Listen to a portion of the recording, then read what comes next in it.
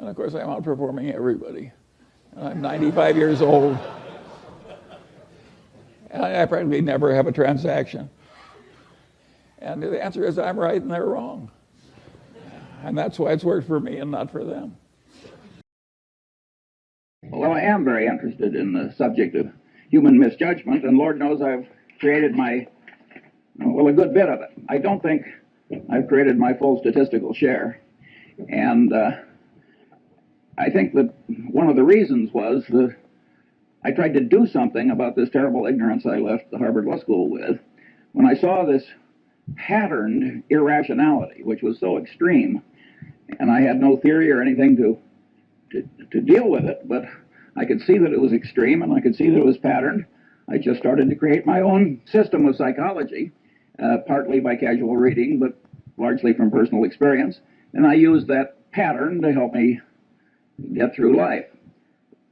Fairly late in life, I stumbled into this book, Influence, by a psychologist named Bob Cialdini, who became a super tenured hotshot on a 2,000-person faculty at a very young age. And he wrote this book, which has now sold 300,000 copies, which is remarkable for it's an academic book aimed at a popular audience. And that filled in a lot of holes in my crude system. And when those holes had filled in, I thought I had a system that was a good working tool, and I'd like to share that one with you. And I came here because behavioral economics, how could economics not be behavioral? If it isn't behavioral, what the hell is it? I think it's fairly clear that all reality has to respect all other reality. If you come to inconsistencies, they have to be resolved. And so the idea of if there's anything valid in psychology, economics has to recognize it, and vice versa. So I think the people that are working on this fringe between economics and psychology are absolutely right to be there, and I think there's been plenty wrong over the years. Well, let me romp through as much of this list as I have time to get through. 24 standard causes of human misjudgment. First, under recognition of the power of what psychologists call reinforcement and economists call incentives. Well, you say everybody knows that. Well, I think I've been in the top 5% of my age cohort all my life in understanding the power of incentives, and all my life I've underestimated it. And never a year passes but when I get some surprise that pushes my limit a little farther. So one of my favorite cases about the power of incentives is the Federal Express case, where heart and soul of the integrity of the system is that all the packages have to be shifted rapidly in one central location each night. And the system has no integrity if the whole shift can't be done fast. And Federal Express had one hell of a time getting the thing to work. And they tried moral suasion, they tried everything in the world, and finally somebody got the happy thought that they were paying the night shift by the hour. And that maybe if they paid them by the shift, the system would work better. And lo and behold, that solution worked. Early in the history of Xerox, Joe Wilson, who was then in the government, had to go back to Xerox because he couldn't understand how their better new machine was selling so poorly in relation to their older and inferior machine. Of course, when he got there, he found out that the commission arrangement with the salesman gave a tremendous incentive to the inferior machine. And here at Harvard, in the shadow of B.F. Skinner, there was a man who really was into reinforcement as a powerful thought. And, you know, Skinner has lost his reputation in a lot of places. But if you were to analyze the entire history of experimental science at Harvard, he'd be in the top handful. His experiments were very ingenious. The results were counterintuitive, and they were important. It is not given to experimental science to do better. What gummed up Skinner's reputation is that he developed a case of what I always call man with a hammer syndrome. To the man with a hammer, every problem tends to look pretty much like a nail. And Skinner had one of the more extreme cases in the history of academia, and this syndrome doesn't exempt bright people. It's just a man with a hammer, and Skinner is an extreme example of that. And later, as I go down my list, let's go back and try and figure out why people like Skinner get man with a hammer syndrome. Incidentally, when I was at the Harvard Law School, there was a professor, naturally at Yale, who was derisively discussed at Harvard, and they used to say, "Poor old Blanchard, he thinks declaratory judgments will cure cancer," and that's the way Skinner got. And not only that, he was literary, and he scorned opponents who had any different way of thinking or thought anything else was important. This is not a way to make a lasting reputation if the other people turn out to also be doing something important. My second factor is simple psychological denial. This first really hit me between the eyes when a friend of our family had a super athlete, super student son who flew off a carrier in the North Atlantic and never came back. And his mother, who was a very sane woman, just never believed he was dead. And of course, if you turn on the television, you find the mothers of the most obvious criminals that man could ever diagnose, and they all think their sons are innocent. Simple psychological denial. The reality is too painful to bear, so you just distort it until it's bearable. We all do that to some extent, and it's a common psychological misjudgment that causes terrible problems. Third, incentive-caused bias, both in one's own mind and that of one's trusted advisor, where it creates what economists call agency costs. Here, my early experience was a doctor who sent bushel baskets full of normal gallbladders down to the pathology lab in a leading hospital in Lincoln, Nebraska. And with that quality control for which community hospitals are famous, about 5 years after he should have been removed from the staff, he was. And one of the old doctors who participated in the removal was also a family friend. And I asked him, I said, "Tell me, did he think here's a way for me to exercise my talents?" This guy was very skilled, technically, and make a high living by doing a few maimings and murders every year, along with some frauds. He said, "Hell no, Charlie." He thought that the gallbladder was the source of all medical evil, and that if you really loved your patients, you couldn't get that organ out rapidly enough. Now, that's an extreme case, but in lesser strength, it's present in every profession and in every human being, and it causes perfectly terrible behavior. If you take sales presentations of brokers of commercial real estate and businesses, I'm 70 years old. I've never seen one I thought was even within hailing distance of objective truth. And if you want to talk about the power of incentives and the power to rationalize terrible behavior, after the Defense Department had had enough experience with cost plus percentage of cost contracts, the reaction of our republic was to make it a crime for the federal government to write one. And not only a crime, but a felony. And by the way, the government's right. But a lot of the way the world is run, including most law firms and a lot of other places, they've still got a cost plus percentage of cost system. And human nature, with its version of what I call incentive-caused bias, causes this terrible abuse. And many of the people who are doing it, you would be glad to have marry into your family compared to what you're otherwise going to get. Now, there are huge implications from the fact that human mind is put together this way, and that is that people who create things like cash registers, which make misbehavior hard, are some of the effective saints of our civilization. And the cash register was a great moral instrument when it was created.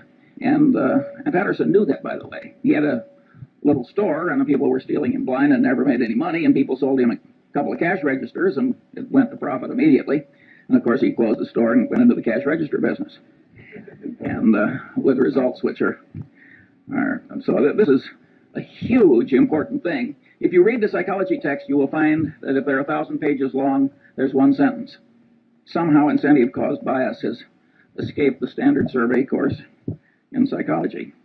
Fourth, and this is a superpower in error-causing psychological tendency, bias from consistency and commitment tendency, including the tendency to avoid or promptly resolve cognitive dissonance, includes the self-confirmation tendency of all conclusions, particularly expressed conclusions, and with a special persistence for conclusions that are hard-won. But what I'm saying here is that the human mind is a lot like the human egg. And the human egg has a shut-off device. When one sperm gets in, it shuts down so the next one can't get in. The human mind has a big tendency of the same sort. And here again, it doesn't just catch ordinary mortals. It catches the deans of physics. According to Max Planck, the really innovative, important new physics was never really accepted by the old guard. Instead, a new guard came along that was less brain-blocked by its previous conclusions. And if Max Planck's crowd had this consistency and commitment tendency that kept their old conclusions intact in spite of disconfirming evidence, you can imagine what the crowd that you and I are part of behaves like. And of course, if you make a public disclosure of your conclusion, you're pounding it in to your own head. Many of these students that are screaming at us, they aren't convincing us, but they're forming mental chains for themselves, because what they're shouting out, they're pounding in. And I think educational institutions that create a climate where too much of that goes on are, in a fundamental sense, they're irresponsible institutions. It's very important to not put your brain in chains too young by what you shout out. And all these things like painful qualifying and initiation rituals, and all those things pound in your commitments and your ideas. And the Chinese brainwashing system, which was for war prisoners, which was way better than anybody else's, they maneuvered people into making tiny little commitments and declarations, and then they'd slowly build. That worked way better than torture. Sixth, bias from Pavlovian association, misconstruing past correlation as a reliable basis for decision making. I never took a course in psychology or economics either, for that matter, but I did learn about Pavlov in high school biology, and the way they taught it, so the dog salivated when the bell rang. So what? Nobody made the least effort to tie that to the wide world. Well, the truth of the matter is that Pavlovian association is an enormously powerful psychological force in the daily life of all of us. And indeed, in economics, we wouldn't have money without the role of so-called secondary reinforcement, which is a pure psychological phenomenon demonstrated in the laboratory. Practically, I'd say 3/4 of advertising works on pure Pavlov. I mean, think how pure association works. Take Coca-Cola Company, where we're the biggest shareholder. They want to be associated with every wonderful image, heroics in the Olympics, wonderful music, you name it. They don't want to be associated with presidents' funerals and so forth. When have you seen a Coca-Cola ad? And the association really works. And all these psychological tendencies work largely or entirely on a subconscious level, which makes them very insidious. Then you've got Persian messenger syndrome. The Persians really did kill the messenger who brought the bad news. You think that is dead? I mean, you should have seen Bill Paley in his last 20 years. He didn't hear one damn thing he didn't want to hear. People knew that it was bad for the messenger to bring Bill Paley things he didn't want to hear. Well, that means that the leader gets in a cocoon of unreality. There's a great big enterprise, and boy, did he make some dumb decisions in the last 20 years. And no, Persian messenger syndrome is alive and well. When I saw some years ago Arco and Exxon arguing over a few hundred millions of ambiguity in their North Slope treaties before a Superior Court judge in Texas with armies of lawyers and experts on each side. Now, this is a Mad Hatter's Tea Party. Two engineering-style companies can't resolve some ambiguity without spending tens of millions of dollars in some Texas Superior Court. In my opinion, what happens is that nobody wants to bring the bad news to the executives up the line. That here's a few $100 million you thought you had that you don't. And it's much safer to act like the Persian messenger who goes away to hide rather than bring home the news of the battle lost. Talking about economics, you get a very interesting phenomenon that I've seen over and over again in a long life. You've got two products. Suppose they're complex technical product. Now you think under the laws of economics that if product A costs X, if product Y costs X minus something, it will sell better than if it sells at X plus something. But that's not so. In many cases, when you raise the price of the alternative product, it'll get a larger market share than it would when you make it lower than your competitor's product. That's because the bell, a Pavlovian bell, I mean, ordinarily there's a correlation between price and value. You have an information efficiency. And so when you raise the price, the sales go up relative to your competitor.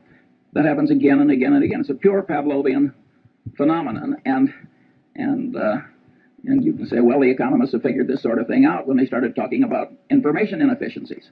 But that was fairly late in economics that they found such an obvious thing. And of course, most of them don't ask what causes the information inefficiencies. Well, one of the things that causes it is pure old Pavlov and his dog. Now you've got bias from Skinnerian association, operant conditioning, where you give the dog a reward and pound in the behavior that preceded the dog's getting the award. And of course, Skinner was able to create superstitious pigeons by having rewards come, by accident with certain occurrences. And of course, we all know people who are the human equivalents of superstitious pigeons. That's a very powerful phenomenon. And of course, operant conditioning really works. I mean, the people in the center who think that operant conditioning is important are very much right. It's just that Skinner overdid it a little. Where you see in business just perfectly horrible results from psychologically rooted tendencies is in accounting. If you take Westinghouse, which blew what, $2 or $3 billion pre-tax at least, loaning developers to build hotels and virtually 100% loans. Now you say any idiot knows that there's one thing you don't like, it's a developer, and another you don't like, it's a hotel.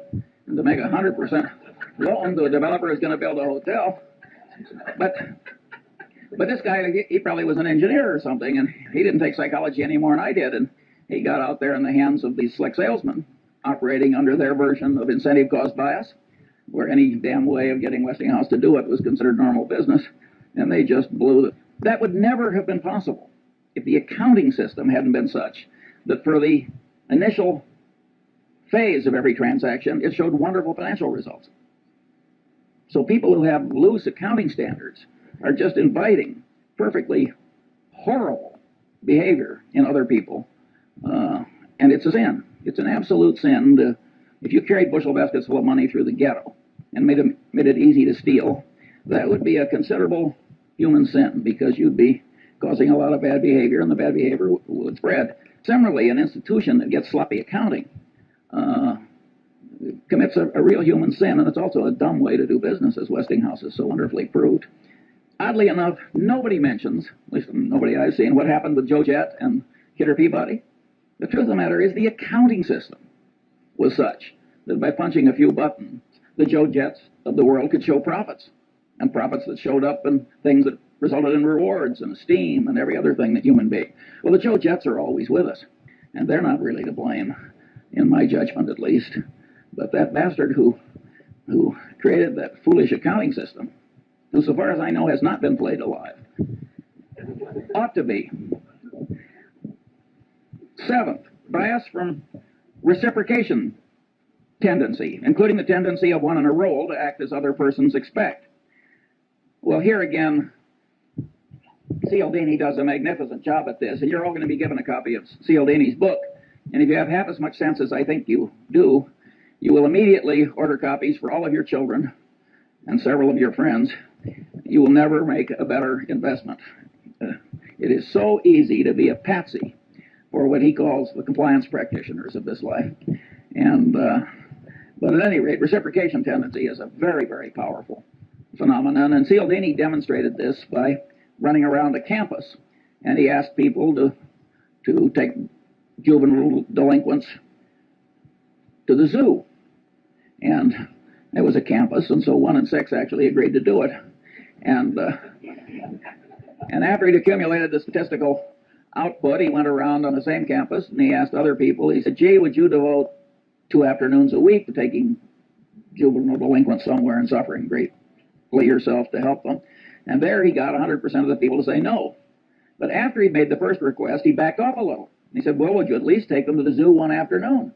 He raised the compliance rate from 1/3 to 1/2. He got 3 times the success by just going through the little ask for a lot and back off. Now, if the human mind on a subconscious level can be manipulated that way, and you don't know it, well, I always use the phrase, you're like a one-legged man in an ass-kicking contest. You are really giving a lot of quarter to the external world that you can't afford to give. And on this so-called role theory, where you tend to act in the way that other people expect, that's reciprocation, if you think about the way society is organized. And a guy named Zimbardo had people at Stanford divide into 2 pieces. One were the guards and the other were the prisoners. And they started acting out roles as people expected. He had to stop the experiment after about 5 days. He was getting into human misery and breakdown and pathological behavior. I mean, it was awesome. However, Zimbardo was greatly misinterpreted. It's not just reciprocation tendency and role theory that caused that. It's consistency and commitment tendency. Each person, as he acted as a guard or a prisoner, the action itself was pounding in the idea. Wherever you turn, this consistency and commitment tendency is affecting you. In other words, what you think may change what you do, but perhaps even more important, what you do will change what you think. And you can say everybody knows that. I want to tell you I didn't know it well enough early enough. 8. Now this is a Lollapalooza, and Henry Kaufman wisely talked about this. Bias from over-influence by social proof, that is, the conclusions of others, particularly under conditions of natural uncertainty and stress. And here, one of the cases the psychologist used is Kitty Genovese, where all these people, I don't know, 50, 60, 70 of them just sort of sat and did nothing while she was slowly murdered. Now, one of the explanations is that everybody looked at everybody else and nobody else was doing anything, and so there's automatic social proof that the right thing to do is nothing. That's not a good enough explanation for Kitty Genovese, in my judgment. That's only part of it.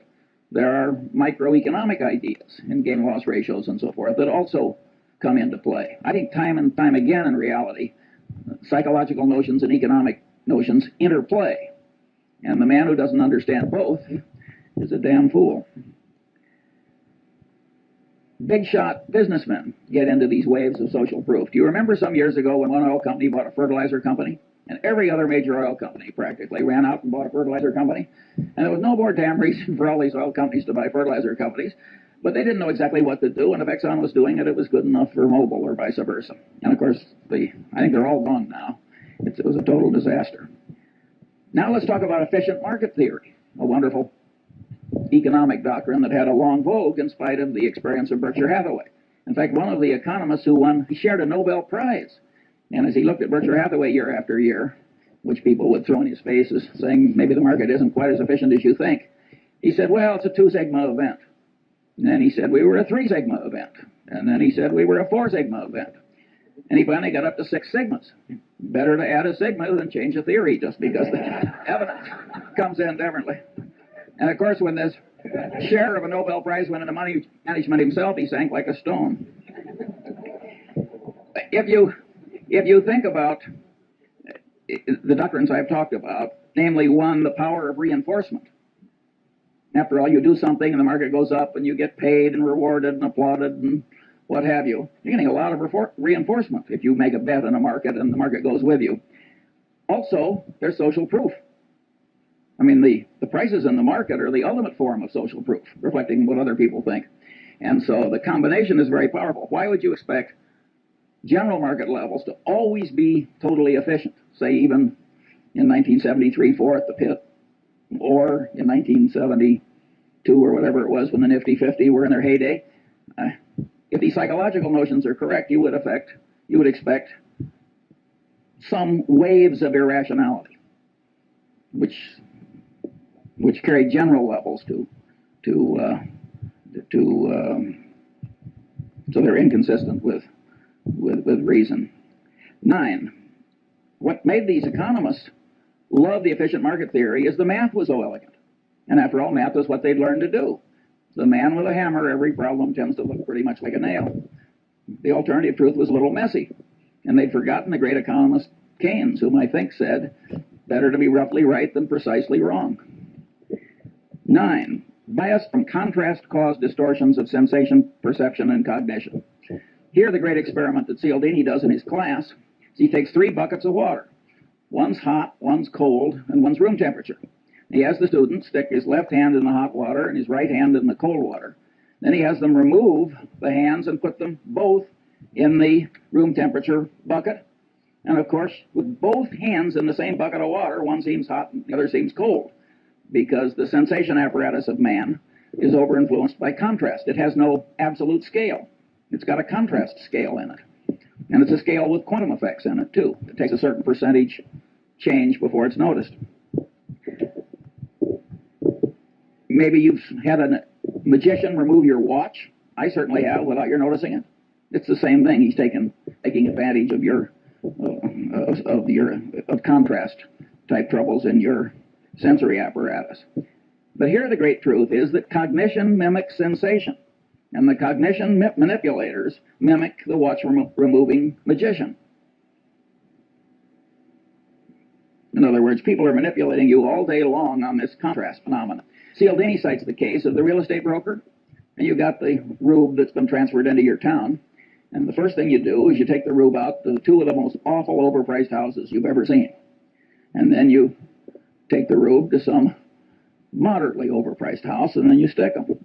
And it works pretty well, which is why the real estate salesmen do it. And it's always going to work. And the accidents of life can do this to you, and it can ruin your life. In my generation, when women lived at home until they got married, I saw some perfectly terrible marriages made by highly desirable women because they lived in terrible homes. And I've seen some terrible second marriages, which were made because they were slight improvements over an even worse first marriage. And you think you're immune from these things, and you laugh, and I want to tell you, you aren't. And my favorite analogy, I can't vouch for the accuracy of. I have this worthless friend I like to play bridge with, and he's a total intellectual amateur that lives on inherited money. But he told me once something I really enjoyed hearing. He said, Charlie, he says, if you throw a frog into very hot water, the frog will jump out. But if you put the frog in room temperature water and just slowly heat the water up, the frog will die there. Now, I don't know whether that's true about a frog, but it sure as hell true about many of the businessmen I know. And there again, it is the contrast phenomenon. These are hotshot, high-powered people. I mean, these are not fools. If it comes to you in small pieces, you're likely to miss. So you have to, if you're going to be a person of good judgment, you have to do something about this warp in your head where it's so misled by mere contrast. Bias from over-influence by authority. Well, here the Milgram experiment, as it's caused, I think there have been 1,600 psychological papers written about Milgram. And he had a person posing as an authority figure, trick ordinary people into giving what they had every reason to expect was heavy torture by electric shock to perfectly innocent fellow citizens. And the experiment has been, he was trying to show that why Hitler succeeded and a few other things. So this really caught the fancy of the world. Partly it's so politically correct.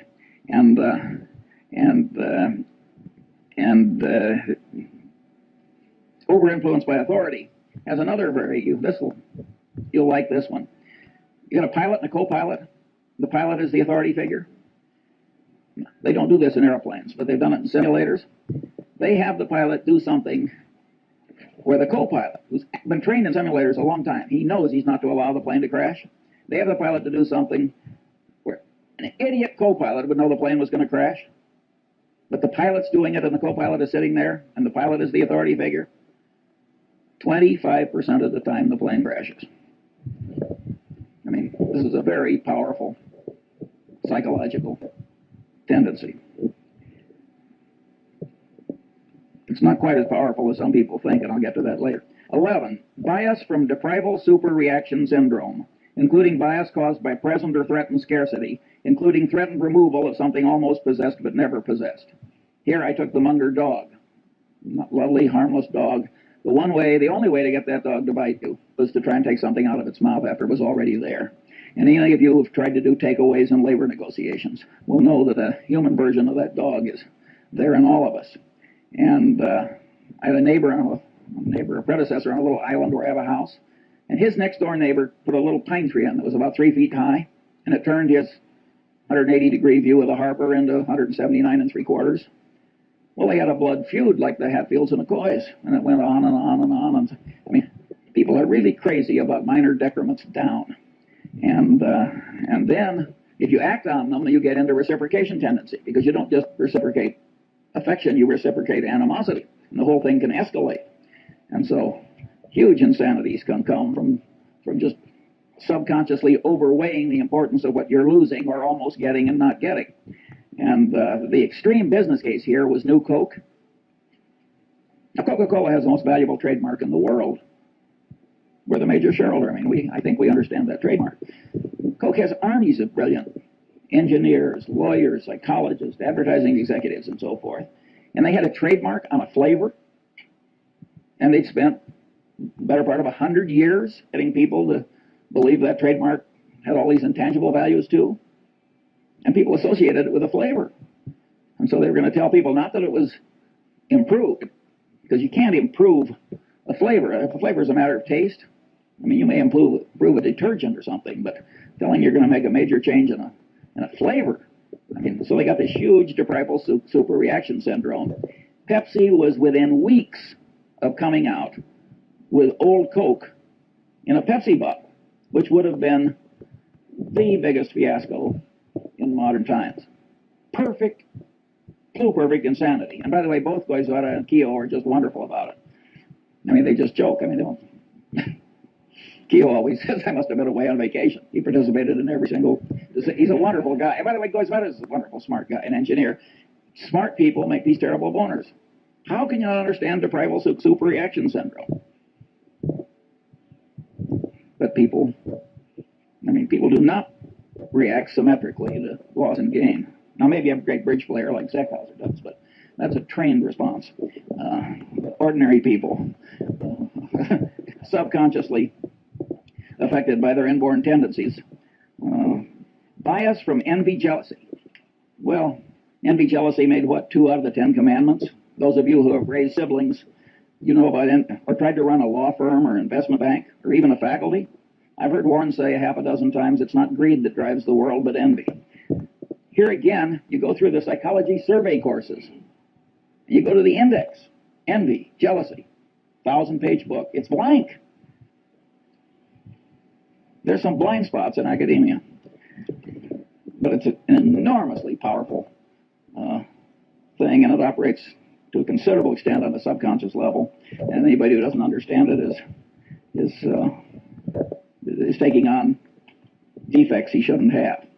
Bias from chemical dependency. Well, we don't have to talk about that. We've all seen so much of it, but it's interesting how it always causes moral breakdown if there's any need, and it always involves massive denial.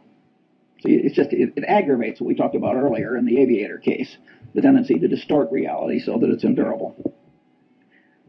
Bias from misgambling compulsion. Well, here Skinner made the only explanation you'll find in the standard psychology survey course.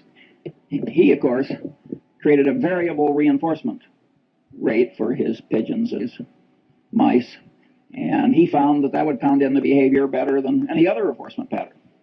And he says, aha, I've explained why gambling is such a powerful, addictive force in a civilization. I think that is, to a very considerable extent, true. But being Skinner, he seemed to think that was the only explanation. But the truth of the matter is that the devisers of these modern machines and techniques know a lot of things that Skinner didn't know. For instance, a lottery. You have a lottery where you get your number by lot, and then somebody draws a number by lot. It gets lousy play. You get a lottery where people get to pick their number, get big play. Again, it's this consistency and commitment thing. People think that if they've committed to it, it has to be good. And the minute they've picked it themselves, it gets an extra validity. After all, they thought it and they acted on it. And then you take slot machines, you get bar, lemon. That happens again and again and again. You get all these near misses. Well, that's deprival super reaction syndrome. And boy, do the people who create the machines understand human psychology. And if you got, for the high IQ crowd, they've got poker machines where you make choices. So you can play blackjack, so to speak, with the machine. It's wonderful what we've done with our computers to ruin a civilization. And but anyway, misgambling compulsion is a very, very powerful and important thing. Look at what's happening to our country. Every Indian reservation, every river town, and look at the people who are ruined by it with the aid of their stockbrokers and others. And again, if you look in the standard textbook of psychology, you'll find practically nothing on it except maybe one sentence talking about Skinner's rats. That is not an adequate coverage of the subject. Bias from liking distortion, including the tendency to especially like oneself, one's own kind, and one's own idea structures, and the tendency to be especially susceptible to being misled by someone liked. Disliking distortion, bias from that. the reciprocal of liking distortion, and the tendency not to learn appropriately from someone disliked. Well, here again, we've got hugely powerful tendencies, and if you look at the wars in part of the Harvard Law School as we sit here, you can see that very brilliant people get into this almost pathological behavior. And these are very, very powerful, basic, subconscious psychological tendencies, or at least partly subconscious. Now let's get back to B.F. Skinner, man with a hammer syndrome revisited. Why is man with the hammer syndrome always present? Well, if you stop to think about it, it's incentive-caused bias. His professional reputation is all tied up with what he knows. He likes himself and he likes his own ideas. And he's expressed them to other people, consistency and commitment tendency. I mean, you have 4 or 5 of these elementary psychological tendencies combining to create this man with a hammer syndrome. And once you realize that you can't really buy your thinking done, partly you can, but largely you can't in this world, you've learned a lesson that's very useful in life. George Bernard Shaw said, and had a character say in The Doctor's Dilemma, in the last analysis, every profession is a conspiracy against the laity. But he didn't have it quite right, because it isn't so much conspiracy as it is a subconscious psychological tendency. The guy tells you what is good for him. And he doesn't recognize that he's doing anything wrong any more than that doctor did when he was pulling out all those normal gallbladders. And he believes that his own idea structures will cure cancer. And he believes that the demons that he's the guardian against are the biggest demons and the most important ones. And in fact, they may be very small demons compared to the demons that you face. So you're getting your advice in this world from your paid advisor with this huge load of ghastly bias. And woe to you. There are only 2 ways to handle it. You can hire your advisor and then just apply a windage factor, like I used to do when I was a rifle shooter. I just adjust for so many miles an hour of wind. Or you can learn the basic elements of your advisor's trade. You don't have to learn very much, by the way, because you learn just a little, and then you can make him explain why he's right. And those 2 tendencies will take part of the warp out of the thinking you've tried to hire done. By and large, it works terribly. I have never seen a management consultant's report in my long life that didn't end with the following paragraph. What this situation really needs is more management consulting. Never once. I always turn to the last page. Of course, Berkshire Hathaway doesn't hire them, so I only do this on sort of a voyeuristic basis. Sometimes I'm in a non-profit where some idiot hires one.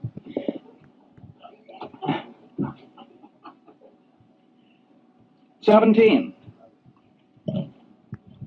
Bias from the non-mathematical nature of the human brain in its natural state, as it deals with probabilities employing crude heuristics, and is often misled by mere contrast, a tendency to overweigh conveniently available information, and other psychologically rooted misthinking tendencies on this list, when the brain should be using the simple probability mathematics of Fermat and Pascal, applied to all reasonably obtainable and correctly weighted items of information that are of value in predicting outcomes. The right way to think is the way Zeckhauser plays bridge. It's just that simple. And your brain doesn't naturally know how to think the way Zeckhauser knows how to play bridge.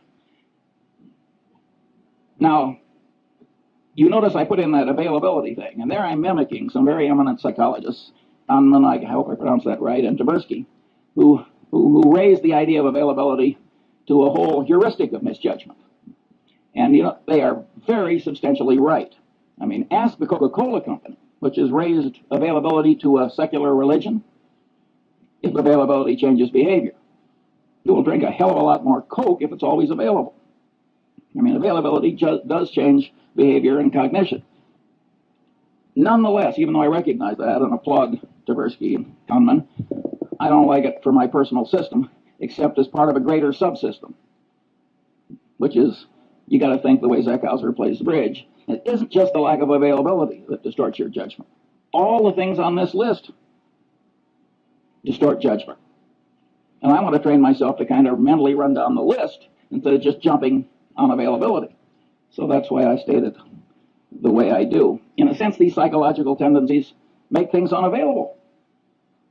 Because if you quickly jump to one thing, and then because you've jumped to it, the consistency and commitment tendency makes you lock in, boom, that's error number one. Or if something is very vivid, which I'm going to come to next, that will really pound in. And the reason that the thing that really matters is now unavailable, and what's extra vivid wins is, I mean, the extra vividness creates the unavailability. So I think it's much better to have a whole list of things that cause you to be less like Zeckhauser than it is just to jump on one factor. Here, I think we should discuss John Gutfriend. This is a very interesting human example which will be taught in every decent professional school for at least a full generation.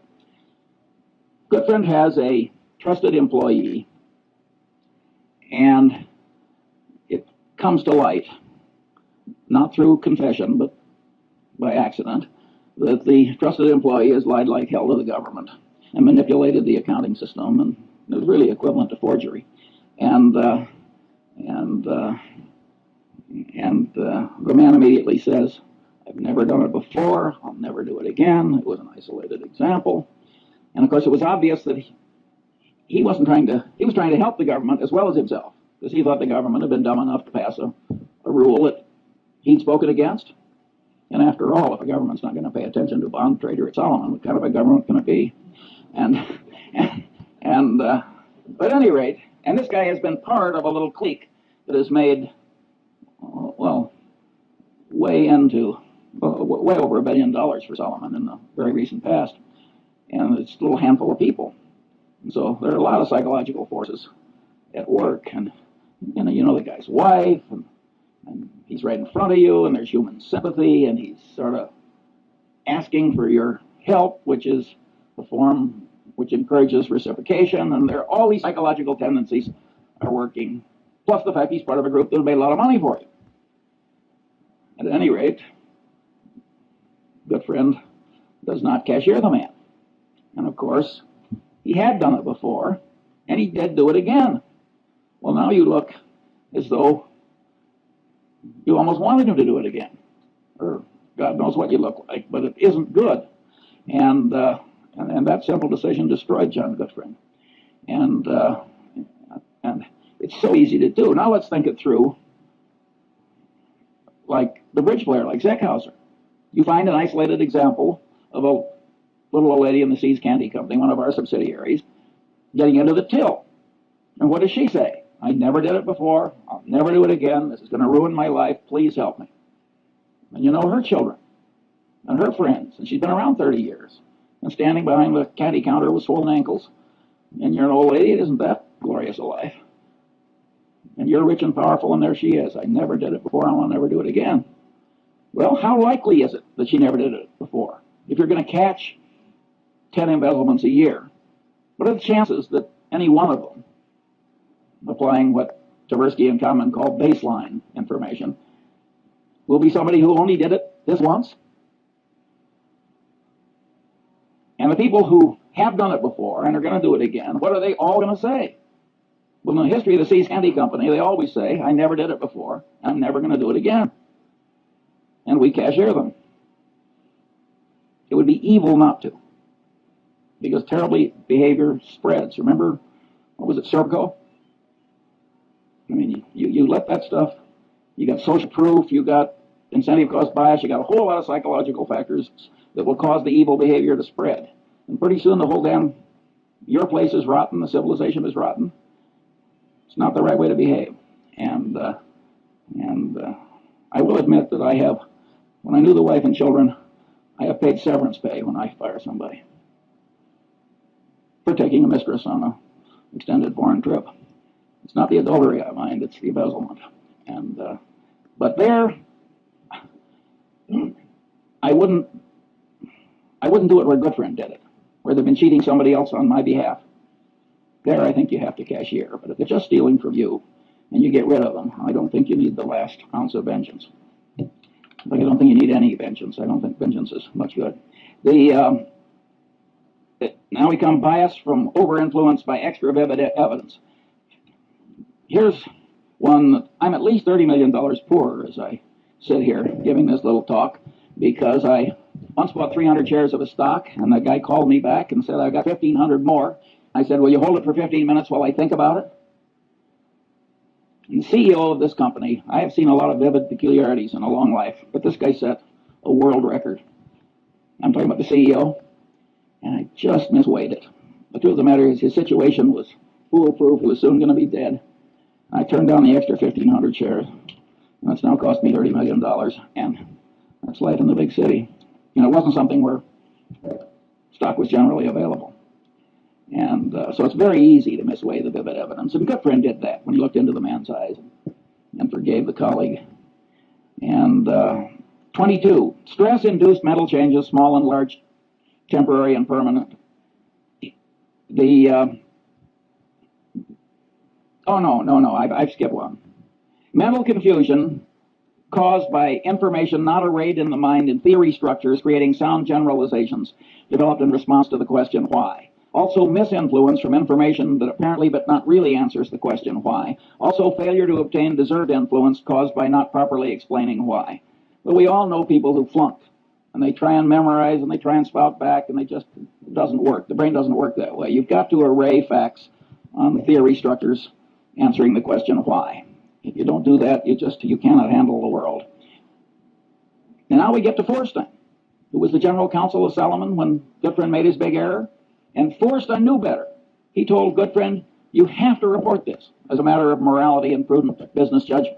He said, it's probably not illegal. There's probably no legal duty to do it, but you have to do it as a matter of prudent conduct and proper dealing with your main customer. And he said that to Goodfriend on at least 2 or 3 occasions, and he stopped. And of course, the persuasion failed. And when Goodfriend went down, Forstein went with him. And it ruined a considerable part of Forstein's life. Well, Forstein was a member of the Harvard Law Review who made an elementary psychological mistake. You want to persuade somebody, you really tell them why. And what have we learned in lesson 1? Incentives really matter. He should have told, and vivid evidence really works. He should have told Goodfriend, you are likely to ruin your life and disgrace your family and lose your money. And is Mosier worth this? I know both men. That would have worked. So Forstein flunked elementary psychology, this very sophisticated, brilliant lawyer. But don't you do that. It's not very hard to do, just to remember that why is terribly important. Other normal limitations of sensation, memory, cognition, and knowledge. Well, I don't have time for that. Stress-induced mental changes. Here, my favorite example is the great Pavlov. And he had all these dogs in cages, which had all been conditioned into changed behaviors. And the great Leningrad flood came, and just went right up, and the dog's in a cage. And the dog had as much stress as you can imagine a dog ever having. And the water receded in time to save some of the dogs, and Pavlov noted that they'd had a total reversal of their conditioned personality. Well, being the great scientist he was, he spent the rest of his life giving nervous breakdowns to dogs. And he learned a hell of a lot that I regard as very interesting. I have never known any Freudian analyst who knew anything about the last work of Pavlov. And I've never met a lawyer who understood that what Pavlov found out with those dogs had anything to do with programming and deprogramming and cults and so forth. I mean, the amount of elementary psychological ignorance is out there in high levels is very substantial. Then we've got other common mental illnesses and declines, temporary and permanent, including the tendency to lose ability through disuse. And then I've got mental and organizational confusion from say-something syndrome. And here my favorite thing is the honeybee. And the honeybee goes out and finds the nectar, and he comes back, he does a dance that communicates to the other bees where the nectar is, and they go out and get it. Well, some scientist who was clever, like B.F. Skinner, decided to do an experiment. He put the nectar straight up, way up. Well, in a natural setting, there is no nectar way the hell straight up. And the poor honeybee doesn't have a genetic program that is adequate to handle what he now has to communicate. And you'd think the honeybee would come back to the hive and slink into a corner. But he doesn't. He comes into the hive and does this incoherent dance. And all my life I've been dealing with the human equivalent of that honeybee. and it's a very important part of human organization to set things up so the noise and the reciprocation and so forth of all these people who have what I call say-something syndrome don't really affect the decisions. Now, the time has come to ask 2 or 3 questions. This is the most important question in this whole talk. What happens when these standard psychological tendencies combine? What happens when the situation or the artful manipulation of man causes several of these tendencies to operate on a person toward the same end at the same time? The clear answer is the combination greatly increases power to change behavior compared to the power of merely one tendency acting alone. Examples are Tupperware parties. Tupperware has now made billions of dollars out of a few manipulative psychological tricks. It was so schlock that directors of Justin Dart's company resigned when he crammed it down his board's throat. And he was totally right, by the way, judged by economic outcomes. Mooney conversion methods. Boy, do they work. It just combines 4 or 5 of these things together. The system of Alcoholics Anonymous. A 50% no drinking rate outcome when everything else fails. It's a very clever system that uses 4 or 5 psychological systems at once toward, I might say, a very good end.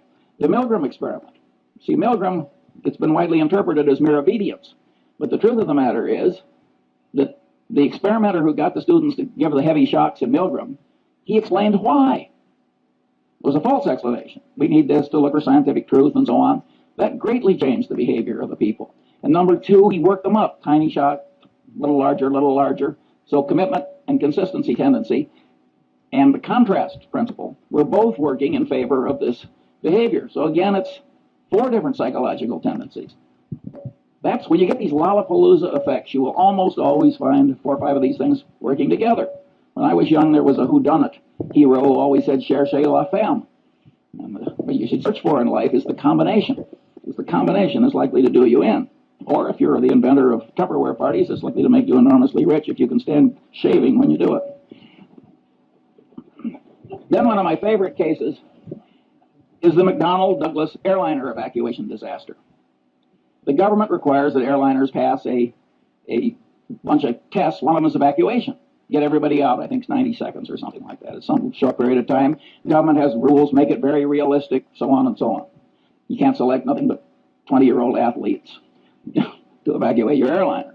So McDonnell Douglas schedules one of these things in a hangar, and they make the hangar dark, and the concrete floor is 25 feet down, and they got these little rubber chutes, and they got all these old people, and they ring the bell, and they all rush out, and in the morning, when the first test is done, they create, 20 terrible injuries that will go off to hospitals. And of course, they scheduled another one for the afternoon. By the way, they didn't meet the time schedule either, in addition to causing all the injuries. Well, so what do? They do it again in the afternoon. Now they create 20 more injuries and 1 case of a severed spinal column with permanent unfixable paralysis. These are engineers, these are brilliant people, this is thought over through in a big bureaucracy. Again, it's a combination of a tendency. Authorities told you to do it. He told you to make it realistic. You've decided to do it. You've decided to do it twice. Incentive caused bias. If you pass, you save a lot of money. You've got to jump this hurdle before you can sell your new airliner. Again, 3, 4, 5 of these things work together, and it turns human brains into mush. And maybe you think this doesn't happen in picking investments? If so, you're living in a different world than I am. Finally, the open outcry auction. The open outcry auction is just made to turn the brain into mush. You get social proof, the other guy is bidding, you get reciprocation tendency, you get deprival superreaction syndrome, the thing is going away. I mean, it's just absolutely designed to manipulate people into idiotic behavior. Finally, the institution of the board of directors of a major human American company. Well, the top guy is sitting there. He's an authority figure. He's doing asinine things. You look around the board. Nobody else is objecting. Social proof, it's okay. Reciprocation tendency. He's raising the director's fees every year. He's flying you around in the corporate airplane to look at interesting plants or whatever the hell they do. And you go. And you really get extreme dysfunction as a corrective decision-making body in the typical American board of directors. They only act, again, the power of incentives, they only act when it gets so bad that it starts reflecting, making them look foolish or threatening legal liability to them. That's Munger's rule. I mean, there are occasional things that don't follow Munger's rule, but by and large, the board of directors is a very ineffective corrector if the top guy is a little nuts, which of course frequently happens. The second question, isn't this list of standard psychological tendencies improperly tautological compared with the system of Euclid? That is, aren't there overlaps, and can't some items on the list be derived from combinations of other items? The answer to that is plainly yes. 3, what good is in the practical world is the thought system indicated by the list? Isn't practical benefit prevented because these psychological tendencies are programmed into the human mind by broad evolution, so we can't get rid of them? Broad evolution, I mean the combination of genetic and cultural evolution, but mostly genetic. Well, the answer is the tendencies are partly good, and indeed probably much more good than bad, otherwise they wouldn't be there. By and large, these rules of thumb have worked pretty well for man given his limited mental capacity, and that's why they were programmed in by broad evolution. At any rate, they can't be simply washed out automatically, and they shouldn't be. Nonetheless, the psychological thought system described is very useful in spreading wisdom and good conduct when one understands it and uses it constructively. Here are some examples. Karl Braun's communication practices. He designed oil refineries with spectacular skill and integrity. He had a very simple rule. Remember I said why is important? You got fired in the Braun Company. You had to have 5 W's. You had to tell who what you wanted to do, where and when, and you had to tell him why. And if you wrote a communication and left out the why, you got fired. Because Braun knew it's complicated building an oil refinery. It can blow up, all kinds of things happen. And he knew that his communication system worked better if you always told him why. That's a simple discipline, and boy does it work. 2, the use of simulators in pilot training. Here again, abilities attenuate with disuse. Well, the simulator is God's gift because you can keep them fresh. The system of Alcoholics Anonymous. That's certainly a constructive use of somebody understanding psychological tendencies. I think they just blundered into it, as a matter of fact. So you can regard it as kind of an evolutionary outcome. But just because they blundered into it doesn't mean you can't invent its equivalent when you need it for a good purpose. Clinical training in medical schools. Here's a profoundly correct way of understanding psychology. The standard practice is watch one, do one, teach one. Boy, does that pound in what you want pounded in. Again, the consistency and commitment tendency. And that is a profoundly correct way to teach clinical medicine. The rules of the U.S. Constitutional Convention. Totally secret, no vote until the final vote, then just one vote on the whole Constitution. Very clever psychological rules. And if they had a different procedure, everybody would have been pushed into a corner by his own pronouncements and his own oratory and his own, and no recorded votes until the last one. And they got it through by a whisker with those wise rules. We wouldn't have had the Constitution if our forefathers hadn't been so psychologically acute. And look at the crowd we got now. 6, the use of Granny's rule. I love this. One of the psychologists who works with the Center gets paid a fortune running around America, and he teaches executives to manipulate themselves. Now, Granny's rule is you don't get the ice cream unless you eat your carrots. Well, Granny was a very wise woman. That is a very good system. And so this guy, very eminent psychologist, he runs around the country telling executives to organize their day. So they force themselves to do what's unpleasant and important by doing that first and then rewarding themselves with something they really like doing. He is profoundly correct. 7, the Harvard Business School's emphasis on decision trees. When I was young and foolish, I used to laugh at the Harvard Business School. I said, they're teaching 28-year-old people that high school algebra works in real life. We're talking about elementary probability. But later I wised up and I realized that it was very important that they do that, and better late than never. 8, the use of postmortems at Johnson & Johnson. In most corporations, if you make an acquisition and it works out to be a disaster, all the paperwork and presentations that caused the dumb acquisition to be made are quickly forgotten. You got denial, you got everything in the world. You got Pavlovian association tendency. Nobody wants to even be associated with the damn thing or even mention it. Johnson & Johnson, they make everybody revisit their old acquisitions and wade through the presentations. That is a very smart thing to do. And by the way, I do the same thing routinely. 9, the great example of Charles Darwin is he avoided confirmation bias. Darwin probably changed my life because I'm a biography nut. And when I found out the way he always paid extra attention to the disconfirming evidence and all these little psychological tricks, I also found out that he wasn't very smart by the standards, the ordinary standards of human acuity. Yet there he is, buried in Westminster Abbey. That's not where I'm going, I'll tell you. And I said, my God, here's a guy that, by all objective evidence, is not nearly as smart as I am, and he's in Westminster Abbey. He must have tricks I should learn. And I started wearing little hair shirts like Darwin to try and train myself out of these subconscious psychological tendencies that cause so many errors. It didn't work perfectly, as you can tell from listening to this talk, but it would have been even worse if I hadn't done what I did. And you can know these psychological tendencies and avoid being the patsy of all the people that are trying to manipulate you to your disadvantage, like Sam Walton. Sam Walton will let a purchasing agent take a handkerchief from a salesman. He knows how powerful the subconscious reciprocation tendency is. That is a profoundly correct way for Sam Walton to behave. Then there's the Warren Buffett rule for open outcry auctions. Don't go. We don't go to the closed bid auctions, too, because that's a counterproductive way to do things ordinarily for a different reason, which Zeckhauser would understand. 4. What special knowledge problems lie buried in the thought system indicated by the list? Well, one is paradox. Now we're talking about a type of human wisdom that the more people learn about it, the more attenuated the wisdom gets. That's an intrinsically paradoxical kind of wisdom. But we have paradox in mathematics, and we don't give up mathematics. I say, damn the paradox. This stuff is wonderfully useful. And by the way, the granny's rule, when you apply it to yourself, is sort of a paradox in a paradox. The manipulation still works even though you know you're doing it. And I've seen that done by one person to another. I drew this beautiful woman as my dinner partner a few years ago, and I'd never seen her before, although she's married to a prominent Angelino. And she sat down next to me, and she turned her beautiful face up, and she said, Charlie, she said, what one word accounts for your remarkable success in life? Now, I knew I was being manipulated and that she'd done this before, and I just loved it.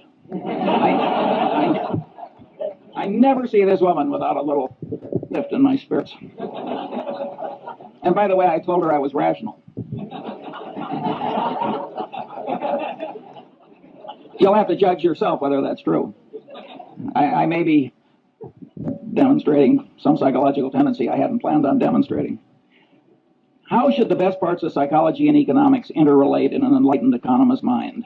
2 views. That's the thermodynamics model. You can't derive thermodynamics from Newtonian gravity and laws of mechanics, even though it's a lot of little particles interacting. And here's this wonderful truth that you can sort of develop on your own, which is thermodynamics. And some economists, and I think Milton Friedman is in this group, but I may be wrong on that, sort of like the thermodynamics model. I think Milton Friedman, who has a Nobel Prize, is probably a little wrong on that. I think the thermodynamics analogy is overstrained. I think knowledge from these different soft sciences have to be reconciled to eliminate conflict. After all, there's nothing in thermodynamics that's inconsistent with Newtonian mechanics and gravity. And I think that some of these economic theories are not totally consistent with other knowledge, and they have to be bent. And I think that these behavioral economists are probably the ones that are bending them in a correct direction. Now, my prediction is when the economists take a little psychology into account, that the reconciliation will be quite endurable. And here my model is the precession of the equinoxes. The world would be simpler for a long-term climatologist if the angle of the axis of the Earth's rotation compared to the plane of the ecliptic were absolutely fixed. But it isn't fixed. Over every 40,000 years or so, there's this little wobble, and that has pronounced long-term effects. Well, in many cases, what psychology is going to add is just a little wobble, and it will be endurable. Here I quote another hero of mine, who of course is Einstein, where he said, "The Lord is subtle but not malicious." And I don't think it's going to be that hard to bend economics a little to accommodate what's right in psychology. The final question is, if the thought system indicated by this list of psychological tendencies has great value not widely recognized and employed, what should the educational system do about it? I am not going to answer that one now. I like leaving a little mystery.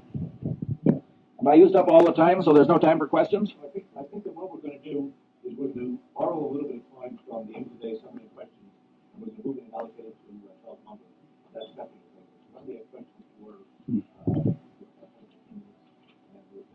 and we'll ask other people questions also. By the way, the dean of the Stanford Law School is here today, Paul Brest, and he is trying to create a course at the Stanford Law School that tries to work stuff similar to this into worldly wisdom for lawyers.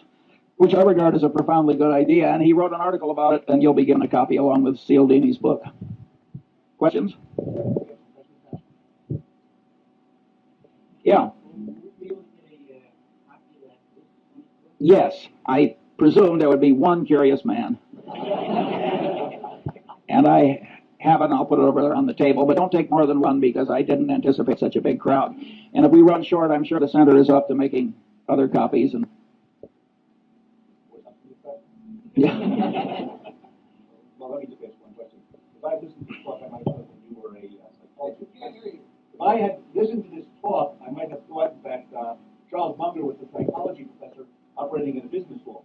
Every once in a while, on a micro issue, you told us how you would have dealt with one of these issues, for example, with the unfortunate lady from Seas. But you didn't tell us how these tendencies affected you in what's probably the most important, or one of the most important elements of your success, which was deciding where to invest your money. And I'm wondering if you might relate some of these principles to some of your past decisions that way. Well, of course, an investment decision in the common stock of a company frequently involves a whole lot of factors interacting. Usually, of course, there's one big, simple model. And a lot of those models are microeconomic. And I have a little list of, it wouldn't be nearly 24 of those, but I don't have time for that one. And I don't have too much interest in teaching other people how to get rich. My personal, and that isn't because I fear the competition or anything like that. Warren has always been very open about what he's learned, and I share that ethos. My personal behavior model is Lord Keynes. I wanted to get rich so I could be independent, and so I could do other things like give talks on the intersection of psychology and economics. I didn't want to turn it into a total obsession. Yeah. I was 24. Could you tell us one rule that was most important? I would say the one thing that causes the most trouble is when you combine a bunch of these together, you get this Lollapalooza effect. And if you read the psychology textbooks, they don't discuss how these things combine, at least not very much. Do they multiply? Do they add? How does it work? I think it would be just an automatic subject for research, but it doesn't seem to turn the psychology establishment on. I think this is a man from Mars approach to psychology. I just reached in and took what I thought I had to have. That is a different set of incentives from rising in an economic establishment where the reward system, again, the reinforcement, comes from being a truffle hound. That's what Jacob Viner, the great economist, called it, the truffle hound. An animal so bred and trained for one narrow purpose that he wasn't much good at anything else. And that is the reward system in a lot of academic departments. It is not necessarily for the good. It may be fine if you want new drugs or something. You want people stunted in a lot of different directions so they can grow in one narrow direction. But I don't think it's good teaching psychology to the masses. In fact, I think it's terrible.